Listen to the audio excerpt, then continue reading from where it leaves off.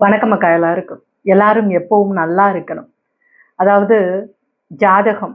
இன்னைக்கு ஜாதகம் பார்த்து எத்தனையோ பேரு ரொம்ப ஒரு என்ன சொல்றது? எத்தனையோ நிகழ்ச்சிகள் அவங்க குடும்பத்துல நடக்காமயே போன சோகத்த நீங்க நெறைய என்கூட பகிர்ந்திருக்கீங்க. நான் இந்த ஜாதகம் பத்திய குபேர ஜாதகம் பற்றி நேரலை பண்ணிய பிறகு நீங்க நெறைய பேரு WhatsAppல பகிர்ந்திருக்கீங்க. நாங்க இந்த மாதிரி தான் ஒரு ஜாதகத்துல போய் பார்த்து நாங்க ஏமாந்துட்டோம். நாங்க அத முழுமையா நம்பினோம் அப்படின்னு. இப்ப நானுமே சமீபத்துல இந்த ஊடகத்துல சில விளம்பரங்கள் வர்றத நான் பார்க்கிறேன். இலவச ஜாதகம் அப்படின்னு அதுல போட்டிருக்கும். ஃப்ரீ ஆப் தான் அப்படின்னு. அத டவுன்லோட் பண்றதுக்கு ஃப்ரீயா டவுன்லோட் ஆயிடும். ஆனா அதுக்குள்ள போகும்போது தான் அவங்களுடைய வருமானம் பார்க்கக்கூடிய விஷயங்கள் எல்லாமே நடக்கும். ஒரே ஒரு நிமிஷத்துக்கு நான் இத பத்தின தெளிவான ஒரு விஷயங்கள்லாம் விசாரிச்சுட்டு தான் சொல்றேன். ஒரு நிமிஷம் பேசணும் அப்படின்னு சொன்னா, அதற்கு அப்படியே அமௌண்ட் இது பண்றாங்க. உங்கள பத்தி உங்க பேரு, உங்க ராசி எல்லாமே சொல்ல ஆரம்பிச்சதுலருந்து ஒரு ஒரு நிமிஷத்துக்கு ரூ.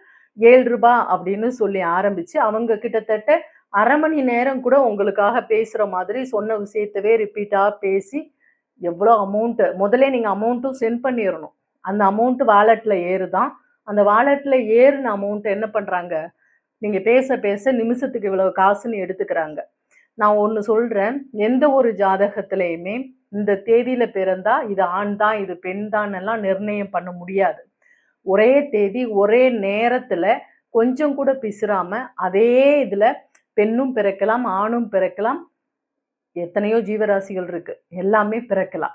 இறைவன் ஒரு நொடிக்கு இவங்க மட்டும்தான், இந்த நிமிஷத்துல இவங்க மட்டும்தானெல்லாம் நிர்ணயம் பண்றது கிடையாது. ஜாதகம்ங்கிறது ஒரு கணிப்பு.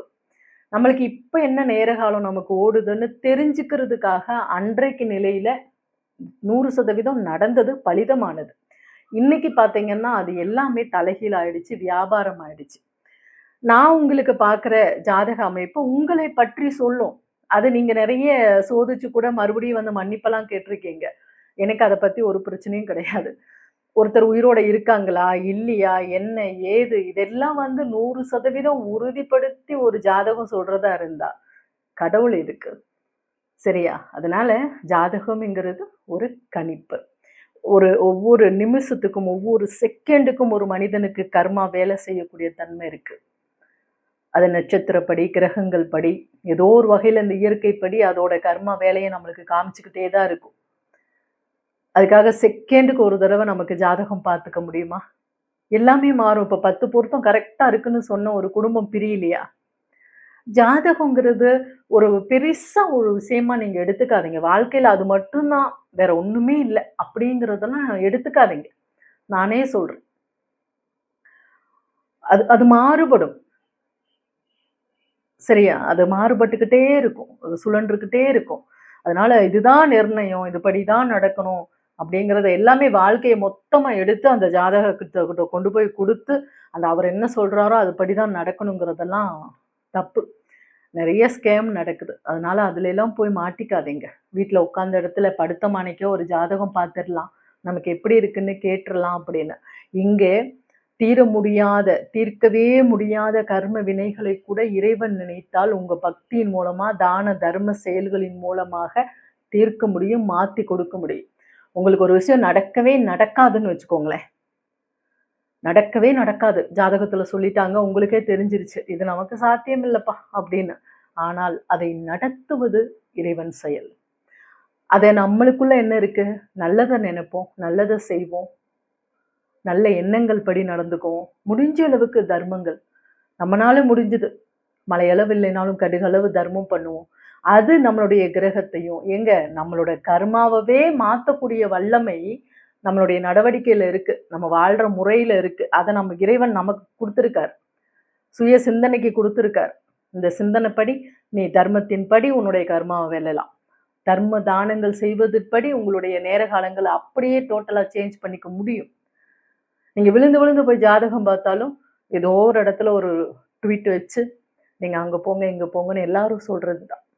ஆக சுத்தி சுத்தி வந்தாலும் இறைவனுடைய அருள் இருந்தா மாறாதது எல்லாமே மாறும். இன்னைக்கு திருமணம் நின்னுடுச்சு. நான் லவ் பண்ணேன்.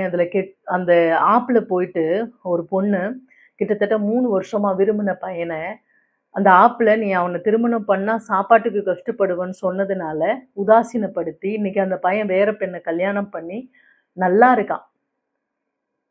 இது இது கடந்து வாழ்க்கை அமையல, வேற பக்கம் எதுவும் முடியல, கஷ்டப்படுது. அத என்னோட ஷேர் பண்ணியிருக்காங்க. நான் பேர், ஊர் சொல்ல விரும்பல.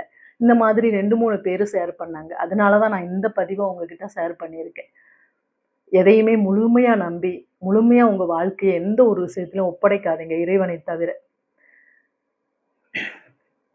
என்னோட அமைப்பு பார்த்தீங்கன்னா, நான் குபேர ஜாதகம் அது ஆல்ரெடி எத்தனையோ வருடங்களுக்கு முன்னாடி பெரியவங்க எழுதி வச்சத நான் வாசிச்சு உங்களுக்கு சொல்றேன். அவ்வளவுதான்.